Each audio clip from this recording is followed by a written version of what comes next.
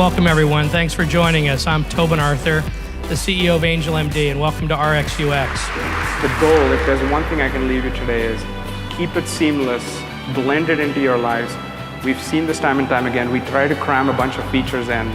Keeping it simple has helped us tremendously.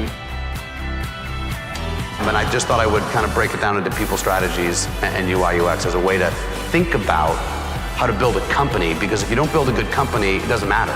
Everything else doesn't matter. You might as well go back to the drawing board. And it's all about people. You'll spend many hours with your co-founders. This is a picture of my co-founder Dan at 11 o'clock at night as he's like trying to get his newborn to go to sleep, and we're strategizing about our business plan simultaneously. So what I would say is just as you go through this, plan to spend many hours with these people, and so make sure you like spending a lot of time with them. How do you make sense of the data? How do you integrate it to let us know where it means we're going, right? We want to be proactive and preventative. And as was mentioned by our speaker from Qualcomm, have that idea of not just a check engine light, but I think almost the OnStar for the body, where it'll give you that proactive check engine light, but also be integrating all those sensors and data from multiple elements as we go downstream.